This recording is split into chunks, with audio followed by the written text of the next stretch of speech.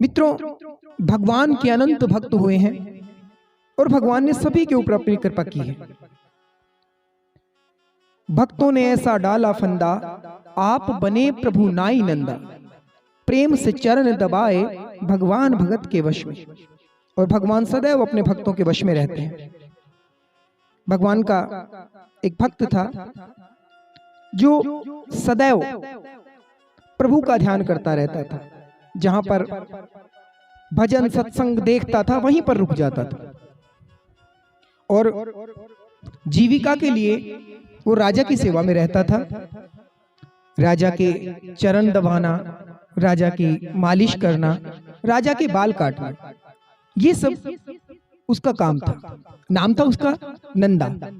और क्योंकि जाति से वो नाई था इसलिए उसे नाई नंदा कहते थे। रोज राजा के सेवाओं में वो प्रस्तुत हो जाता था। एक दिन क्या हुआ कि वो राजा की सेवा के लिए जा रहा था। सायंकालीन सेवा थी। जैसे वो रास्ते से गुजरा, एक जगह पर प्रभु का सत्संग हो रहा था। नंदा को भजन बहुत अच्छे लगे। नंदा चुपके से कथा के पंडाल में चला गया और पीछे जाके बैठ गया। इतना आनंद आया, इतना आनंद आया कि उसने अपनी आंखें बंद कर ली और आंखें बंद करके भगवान के भजनों का श्रवण करने लगा। अब ये भी भूल गया कि उसे राजा की सेवा में जाना है। बस वो तो आंखें बंद करके और जैसे जैसे व्यासपीठ से भगवान के रूप का बखान होता, वो वैसा वैसा रूप अपनी आंखें बंद करके अपने समक्ष देखता। समय चलता रहा, चलता रहा, चलता रहा। अब भगवान ने सोचा कि अगर मेरे कारण, मेरे भजनों के कारण इसकी नौकरी छूट जाती है तो ये प्रसन्न चिन्ह भी मेरे ऊपर लगेगा। तो देखिए भगवान का प्रेम अपने भक्तों के प्रति। भगवान स्वयं आज नंदा का रूप धारण करके और राजा की सेवाओं में पहुंचे। राजा को प्रणाम किया और पैरों पर मालिश करने लगे, राजा के पैर दबाने लगे। राजा कहने लगा, अरे नंदा, आज तो तुम्हारे हाथ में विशेष जादू है। आज तो तुम्हारी मालिश में एक अद्भुत आनंद है। और भगवान चुपचाप पैर दबाते रहे, दबाते रहे, दबाते रहे। इधर नंदा भगवान को याद कर रहा है और उधर भगवान खुद नंदा बनकर राजा के पैर दबा रहे हैं। जैसे ही आरती हुई, कथा समाप्त हुई, भजन कीर्तन समाप्त हुए, नंदा की आंखें खुली और अचानक से उसने देखा, अरे ये क्या हुआ? आज तो मुझे सच में डांट पड़ने वाली है।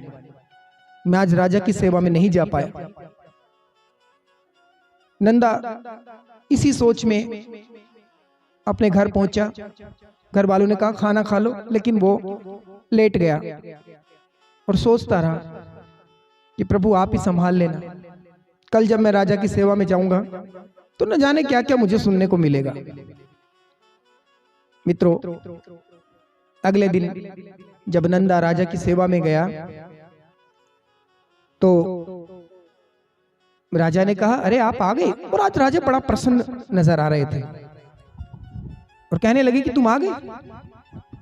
नंदा, तुमने कल जैसी मालिश की थी ना, वैसी ही आज कर। अब वो तो बहुत कुछ सोच के आया था कि राजा मुझे ये कहेगा, मैं ये कहूंगा, फिर वो ये कहेंगे, फिर मैं ऐसे कहूंगा। लेकिन यहां पर जब राजा ने ऐसी बात कही तो नंदा मुख हो गया, चुप हो गया और राजा के चरणों में गिरकर कहने लगा, मुझे क्षमा कर दीजिए, मेरा उपहास न उड़ाएं। कल मैं आपकी सेवा में नहीं पहुंच पाया था क्योंकि कल रास्ते में संकीर्तन चल रहा था तो और मैं वहीं पर बैठ गया। इतनी बात सुनकर राजा भी बड़ा अचंभे में, अरे नंदा तुम झूठ क्यों बोल रहे हो? कल तो तुम आए थे और कल जैसी मालिश तो तुमने आज तक नहीं की।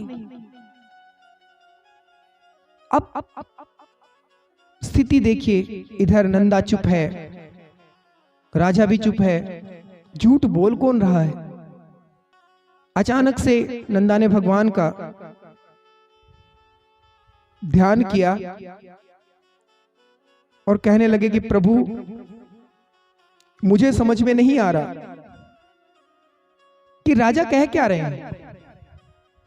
अचानक से नंदा के ध्यान में आया कि मैं तुम्हारी भक्ति से बहुत प्रसन्न हूं और कल मैं स्वयं आकर राजा की सेवा करके गया हूं।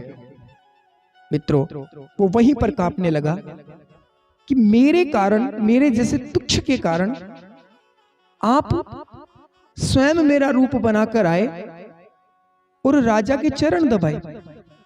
प्रभु इतना प्रेम अपने भक्तों से करते हो। नंदा जोर जोर से रोने लगा। राजा ने पूरी बात को जाना और अपनी रानी से कहने लगे राजा कि अब के बाद में मैं इस राज सिंहासन पर नहीं बैठूं। जब त्रिलोकीनाथ वैकुंठवासी भगवान स्वयं मेरे चरण दबा गए, मैं इस पाप से मुक्त कैसे होऊंगा।